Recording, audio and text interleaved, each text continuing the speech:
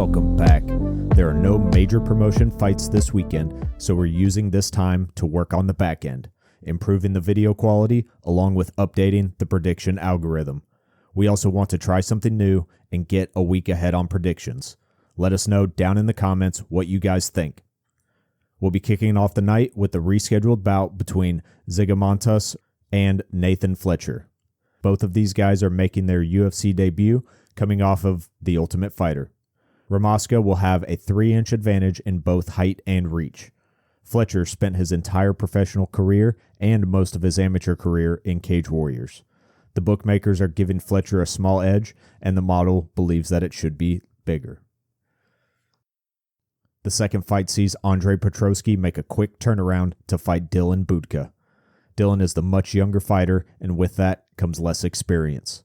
This will only be his second fight in the UFC, having lost the first one back in April. Exactly half of Dylan's career has gone to a decision, while Andre is more of a finish or get KO'd kind of guy. At the books, Petroski is a sizable favorite, but our model sees Budka as a very favorable play. The last time Andre had a 2-month turnaround, he was TKO'd in the first round. Next up, we have Andre Lima versus Felipe dos Santos at flyweight. Andre is still undefeated at 9-0 with 2 UFC fights. Dos Santos also has 2 fights in the UFC and suffered his only loss back in his debut. Lima is a fence-grabbing, weight-missing cheater and likely the first fighter since Holyfield to win by getting bitten. The book odds have Lima as a small favorite here, but the model is finding value in Dos Santos. I'd love to cash this bet simply because we can't stand Lima. At 145 pounds, we have Isaac Dulgarian fighting Brandon Marotte. Both of these guys are finishers with only 4 of their combined 17 fights going the distance. Marotte has been away from the sport for nearly a year after pulling out of a fight back in March. The book odds on this fight are insane, and the model does agree that Dulgarian should win this fight. Despite this, we will not be betting this fight as we have not yet placed any of our Bellator bets this week, and 30% of our bankroll could prohibit us from placing all of those bets. The first of 2 women's fights will be Jacqueline Amorim versus Vanessa Demopoulos. Jacqueline is an anomaly when it comes to women's MMA, as she has finished every one of her 8 wins. Vanessa, on the other hand, has let the judges decide in every one of her last 5 fights. Amorim does have a very large reach advantage, but it is not likely to play a major role as both of these women favor jiu-jitsu in their fights. The line at the books favor Amorim here, and the model agrees. I know you'd all probably like to see Vanessa twerk after a win here, but I wouldn't bank on it. Our heaviest fight of the night will be OSP versus Ryan Spann at light heavyweight.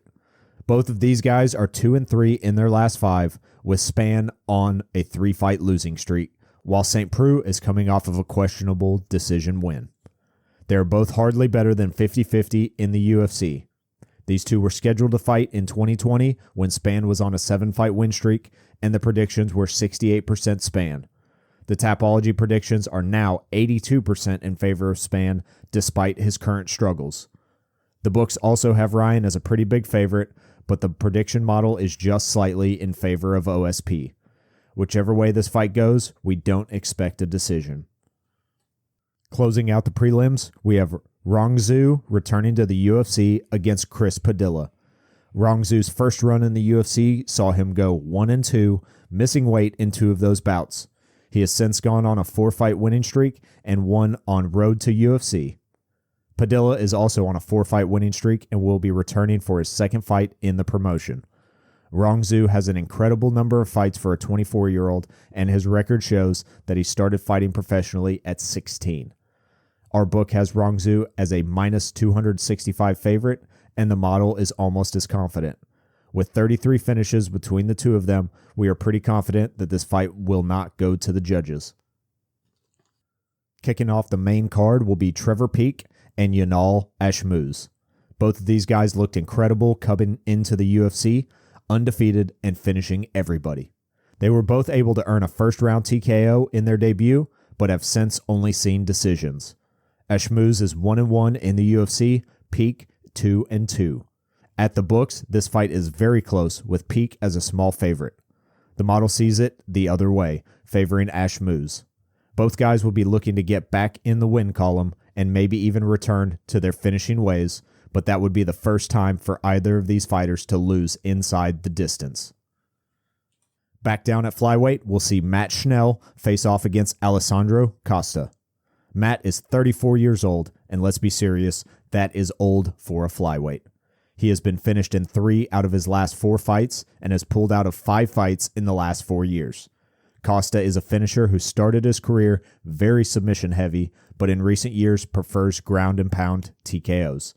Costa is a big favorite at the books, and the model also sees him getting the win. My only concern here is that he could potentially fall into one of Schnell's triangles, but fortunately, Costa has never been subbed.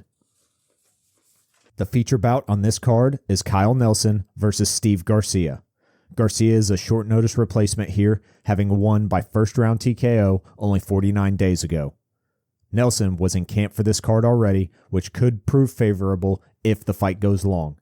Garcia has finished in his last 4 fights by KO TKO, with none of them making it to the halfway point. At the same time, Nelson is on a 4-fight win streak, with 4 of his last 5 going to a decision. Garcia is a minus 175 favorite at the books, despite the short notice. The model has Nelson as a small favorite in this fight. We are looking for Kyle to draw the fight out beyond the second round and hopefully take advantage of having a full camp. Our last women's fight, we'll see Jessica Andrade fight Natalia Silva in the co-main event at flyweight. Jessica is 2-3 in her last 5 on a 2-fight winning streak, but is stepping back up to 125 for this fight. Natalia is on an 11-fight win streak and is taller and longer at her natural weight class. The books and the model both see Natalia as a favorite here, but it is best not to forget that Andrade is 3-2 at flyweight in the UFC and even fought at bantamweight when she entered the promotion. Finally, the main event between Gilbert Burns and Sean Brady. Gilbert is 3-2 in his last 5, with 3 of those fights taking place within a 4-month period. Brady is 4-1 in his last 5, but those date back 4 years, and he has pulled out of 5 fights in that time. Both of these guys have the ability to finish a fight by submission, but have never been subbed themselves. The books favor Sean in this fight, and the model is even more confident in this pick. His only loss is to the current champ, so that is promising. Unfortunately, this was the only TKO that Bilal has earned in nearly a decade. Taking a look at our totals for this card, we placed 12 total wagers, risking 21.8 units. Favorites and underdogs are exactly split, and if we hit them all, we're looking at a return of 38.6, which would be a nice profit of 16.8 units. Keep an eye on the channel because we will be getting you betting lines for Bellator Championship Series very soon. In fact, just go ahead and hit that subscribe button to make your life easy.